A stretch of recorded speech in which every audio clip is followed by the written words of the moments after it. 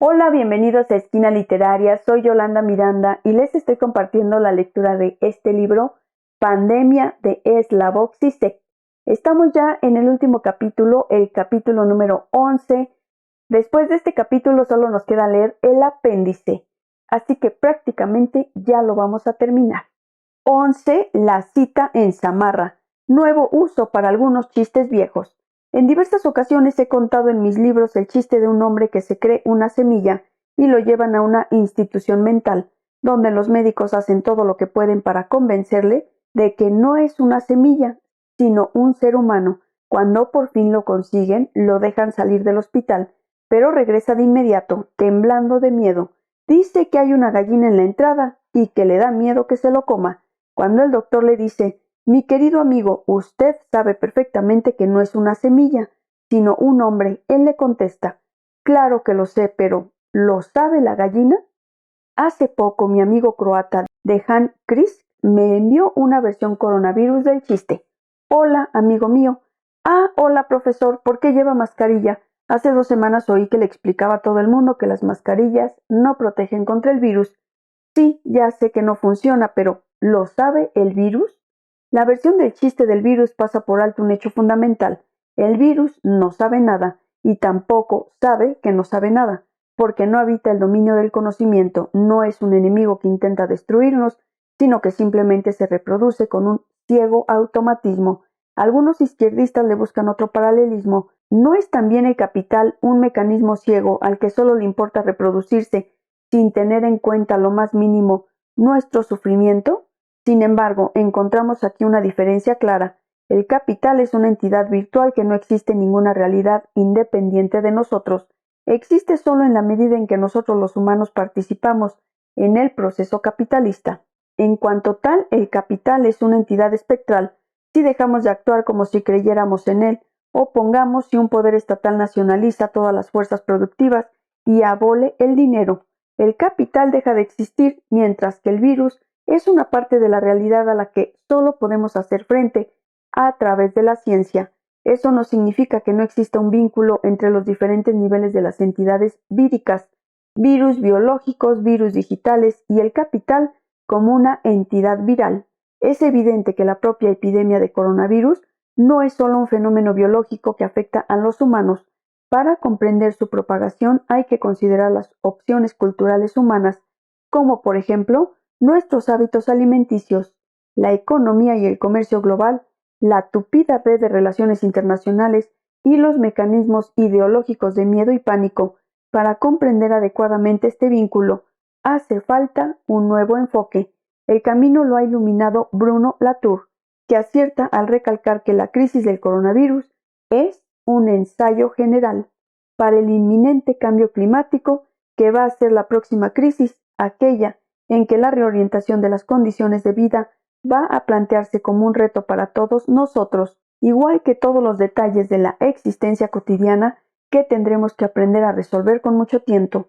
La epidemia de coronavirus como momento de la crisis ecológica global y permanente nos obliga de manera brutal a comprender de manera repentina y dolorosa que la definición clásica de la sociedad, que es la interacción humana, no tiene sentido.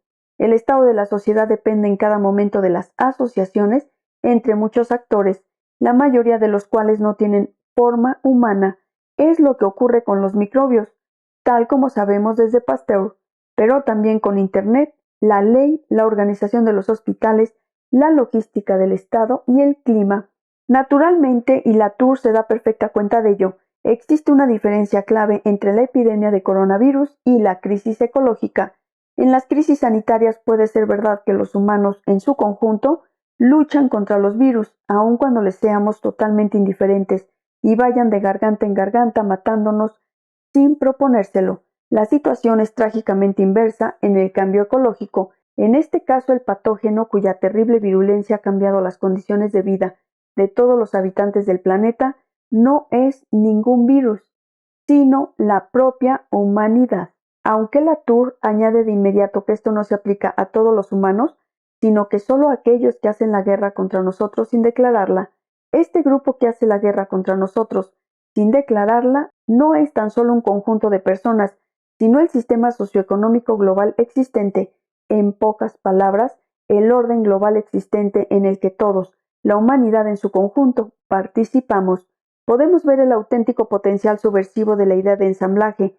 Resulta evidente cuando la aplicamos a una constelación que incluye a los humanos, pero también se puede ver desde un punto de vista inhumano, en el que los humanos aparecen tan solo como una especie más entre una variedad de actantes. Recordemos la descripción que hace Jane Bennett de la manera en que los actantes se combinan en el vertedero contaminado, como no solo los humanos, sino también la basura podrida, los gusanos, los insectos, las máquinas abandonadas, los venenos químicos, etc. Juegan un papel nunca puramente pasivo. Este enfoque posee una auténtica visión teórica y ético-política, cuando los llamados nuevos materialistas, como Bennett, oponen la reducción de la materia a una mezcla pasiva de partes mecánicas.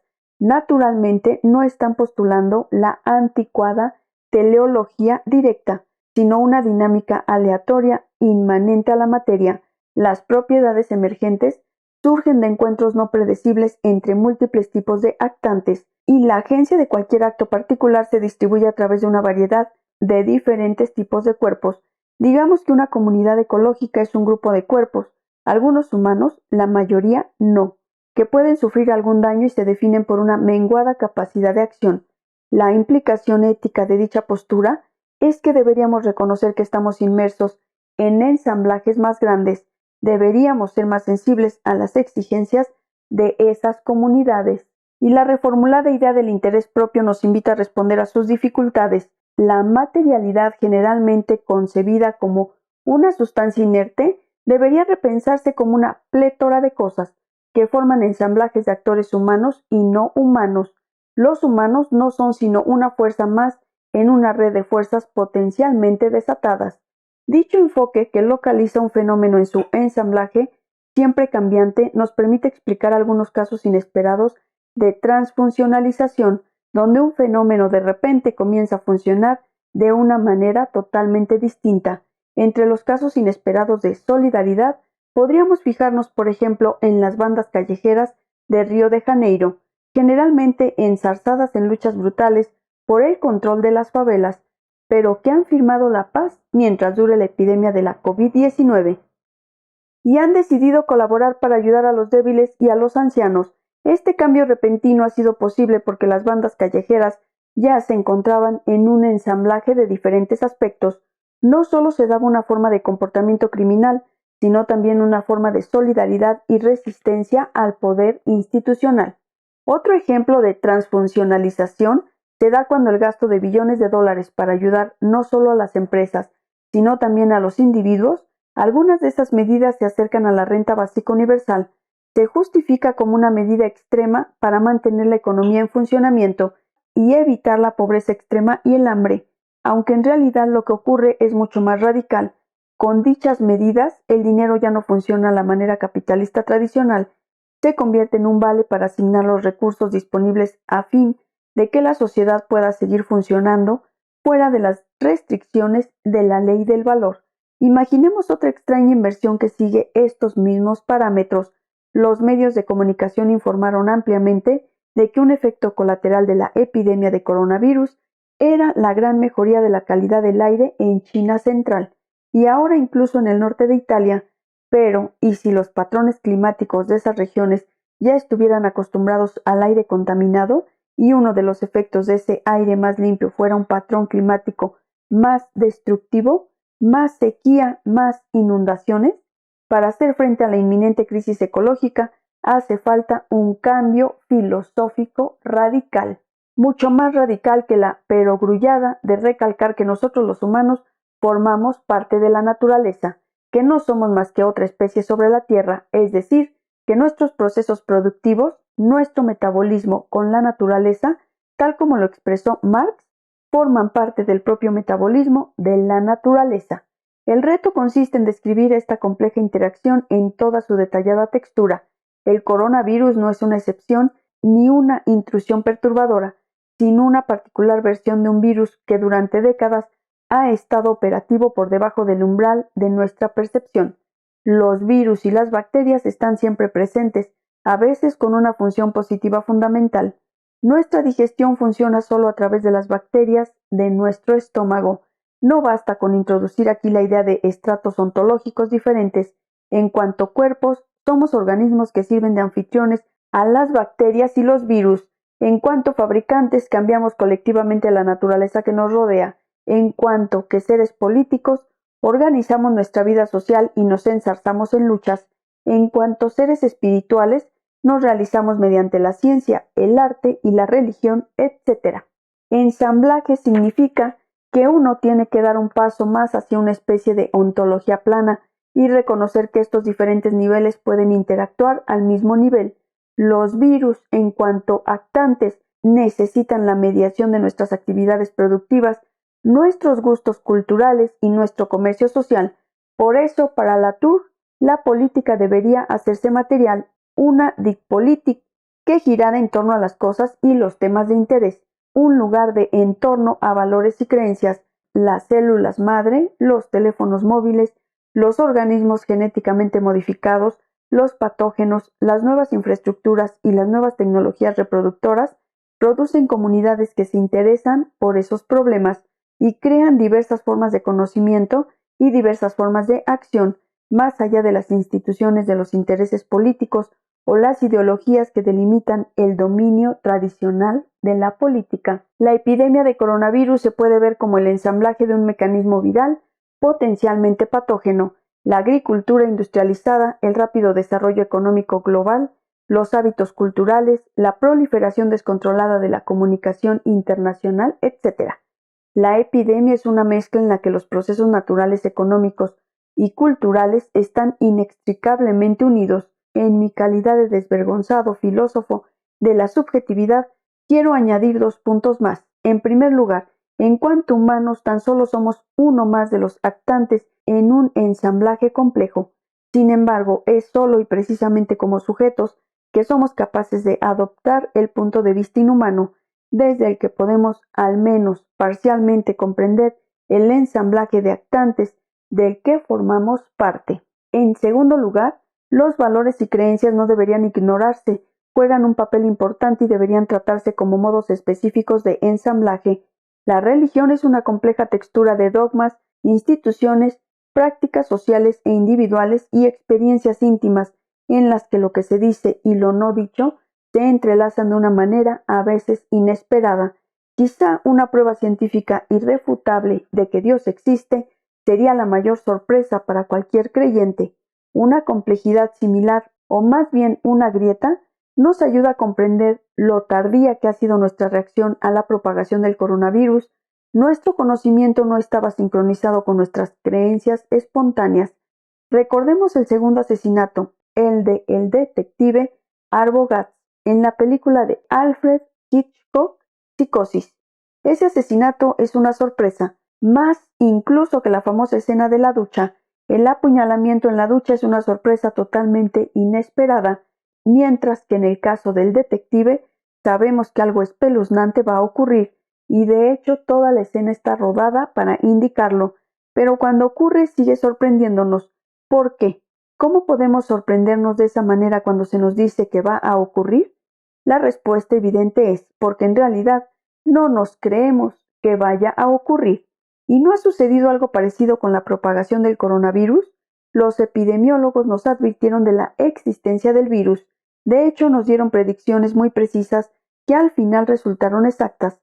Greta Thunberg tenía razón cuando afirmó que los políticos deberían escuchar a los científicos, pero preferimos confiar en las corazonadas. Trump utilizó esa palabra específica y es fácil comprender por qué. Lo que ocurre ahora es algo que hasta este momento nos parecía imposible. Las coordenadas básicas de nuestra vida normal están desapareciendo. Nuestra primera reacción al virus fue considerarlo una pesadilla de la que pronto despertaríamos. Ahora sabemos que eso no va a suceder. Tendremos que aprender a vivir en un mundo viral y habrá que reconstruir de manera dolorosa una nueva forma de vida. Pero en la actual pandemia encontramos otra combinación de discurso y realidad. Se dan procesos materiales que solo pueden suceder a través de la mediación de nuestro conocimiento.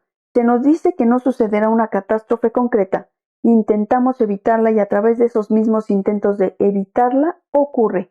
Recordemos el viejo cuento árabe sobre la cita en Samarra, del que W. Somerset Maugham escribió una versión. Un criado, al que han enviado a hacer un recado al concurrido mercado de Bagdad, se encuentra con la muerte.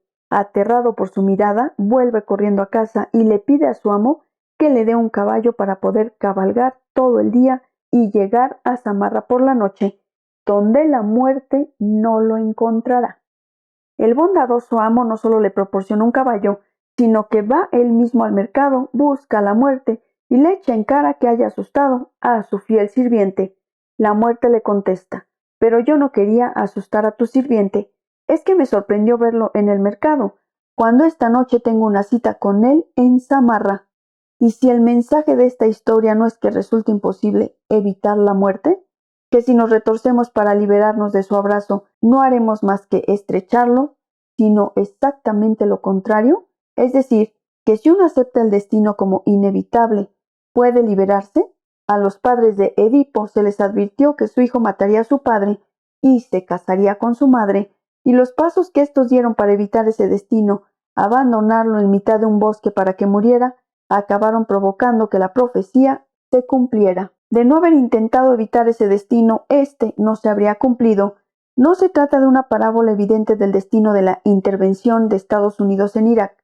Los Estados Unidos vieron signos de la amenaza fundamentalista, intervinieron para evitarla, y así fue como la reforzaron. ¿No habría sido mucho más eficaz aceptar la amenaza, ignorarla y así librarse de ella? Así pues, volviendo a nuestro cuento, imaginemos que después de encontrarse con la muerte en el mercado, el criado le hubiera dicho lo siguiente: ¿qué problema tienes conmigo? Si quieres hacerme algo, hazlo, y si no, márchate. La muerte, perpleja probablemente, habría farfullado algo como: pero se supone que tenemos que encontrarnos en Samarra, no puedo matarte aquí, y habría huido probablemente a Samarra. En eso reside la apuesta del plan de la llamada inmunidad de grupo contra el coronavirus. El supuesto objetivo ha sido alcanzar la inmunidad de grupo a fin de gestionar la epidemia e impedir una catastrófica segunda oleada el próximo invierno.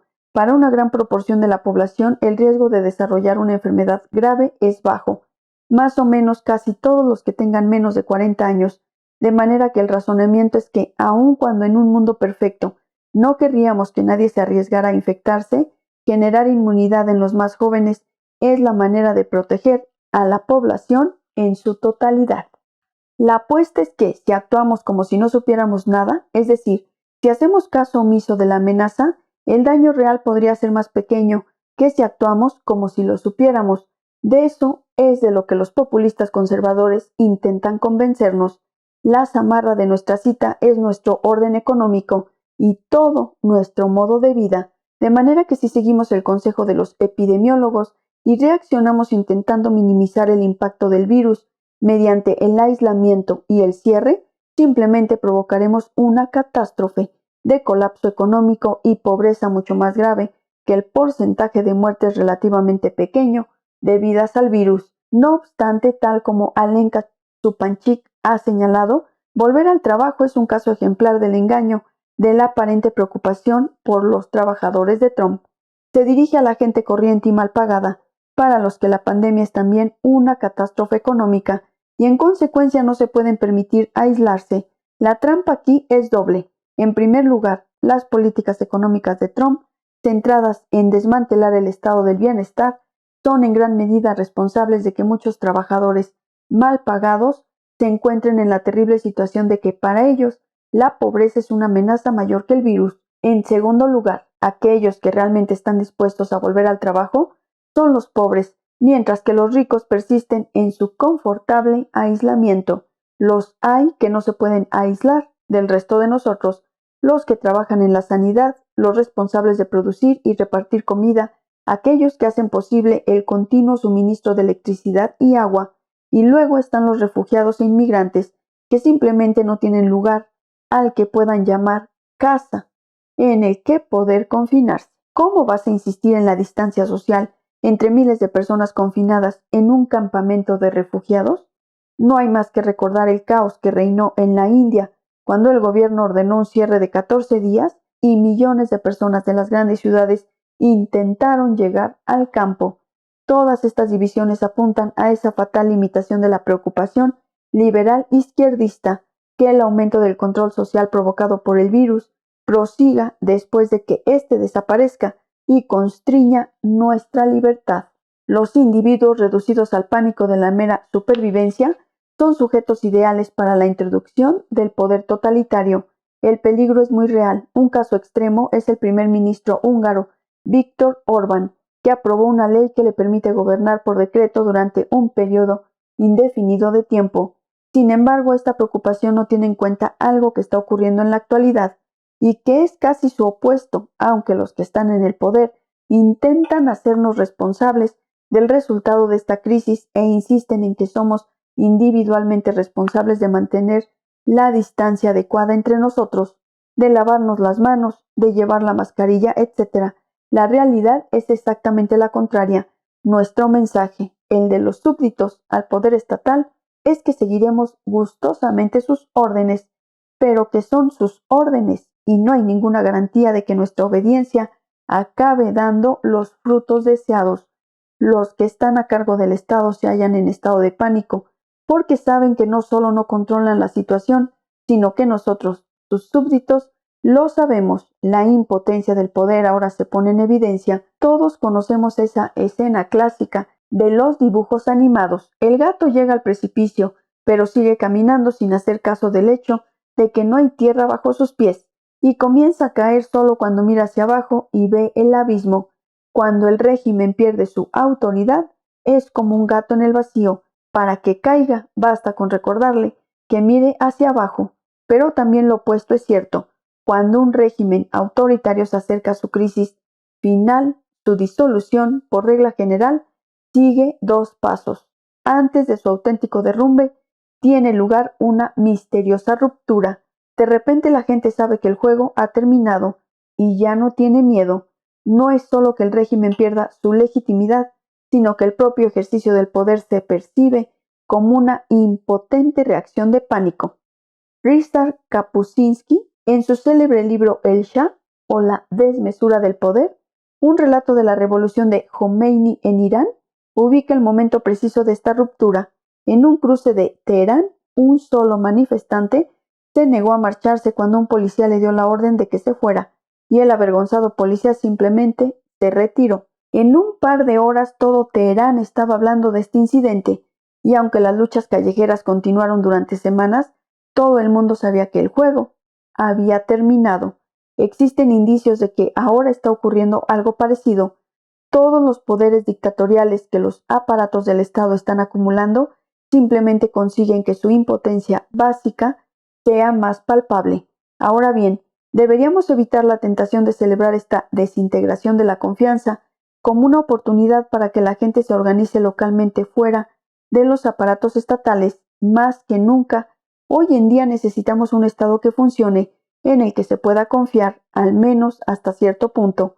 La organización autónoma de comunidades locales solo puede ser eficaz en combinación con el aparato estatal y con la ciencia. Ahora estamos obligados a admitir que la ciencia moderna, a pesar de su oculta tendenciosidad, es la forma predominante de universalidad transcultural. La epidemia proporciona una magnífica oportunidad para que la ciencia reivindique este papel. Aquí, sin embargo, surge un nuevo problema. Tampoco en la ciencia encontramos ningún gran otro, ningún sujeto en el que podamos confiar plenamente, del que podamos decir de manera inequívoca que supuestamente sabe. Los distintos epidemiólogos llegan a conclusiones diversas y ofrecen distintas propuestas. Incluso lo que se presenta como datos está evidentemente filtrado por horizontes de precomprensión. ¿Cómo podemos determinar, por ejemplo, que una persona anciana y débil murió realmente por culpa del virus? El hecho de que muchas más personas estén muriendo de otras enfermedades que no son el coronavirus no debería utilizarse de forma errónea para aliviar la crisis, aunque es cierto que debido a que nuestro sistema de salud pública se centra estrictamente en el coronavirus, ha aplazado el tratamiento de enfermedades consideradas no urgentes. pruebas de prevención del cáncer, de enfermedades hepáticas, etc. De manera que el hecho de estar centrados en el coronavirus podría causar más daño a largo plazo que el impacto directo del propio virus. Y naturalmente, luego están las terribles consecuencias económicas del cierre. A principios de abril ya habían estallado en el sur de Italia disturbios locales para conseguir comida, entre los que acababan de empobrecerse, con lo que la policía tuvo que controlar las tiendas de comestibles de Palermo. De verdad, la única elección posible es entre el control casi total de arriba abajo estilo chino y el enfoque más laxo de la inmunidad de grupo. Hay que tomar decisiones difíciles que no se pueden basar tan solo en el conocimiento científico. Es fácil alertar de que el poder estatal está utilizando la epidemia como excusa para imponer un permanente estado de emergencia. Pero, ¿qué alternativa proponen aquellos que pronuncian tales advertencias?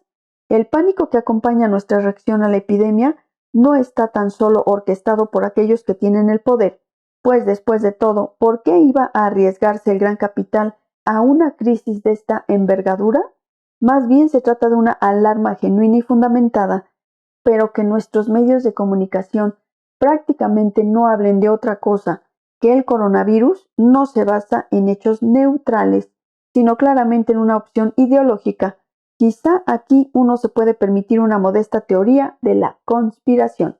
Y si los representantes del orden capitalista global existente de alguna manera se están dando cuenta de lo que los analistas marxistas críticos llevan señalando ya hace algún tiempo, que el sistema tal como lo conocemos se haya sumido en una crisis profunda que no puede continuar en su forma liberal permisiva existente, y si esos representantes están explotando de manera despiadada la epidemia a fin de imponer una nueva forma de gobernanza, el resultado más probable de la epidemia será que acabará imponiéndose un nuevo capitalismo bárbaro.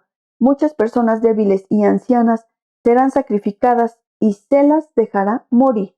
El control digital de nuestras vidas será ya algo permanente. Las distinciones de clases serán cada vez más una cuestión de vida o muerte. ¿Qué quedará de las medidas comunistas que aquellos que están ahora en el poder se ven obligados a introducir? Así pues, no deberíamos perder el tiempo con meditaciones espiritualistas tipo New Age acerca de cómo la crisis del virus nos permitirá centrarnos en lo esencial de nuestras vidas. Tendrá que ver la verdadera lucha con cuál ha de ser la forma social que reemplace el nuevo orden mundial liberal capitalista. Esta es nuestra auténtica cita en Samarra. Espero que les haya gustado la lectura del último capítulo de este libro de Slavoj Žižek, Pandemia. La COVID-19 estremece al mundo. Los espero en el próximo video. Vamos a leer el apéndice de este libro. Muchas gracias por escuchar.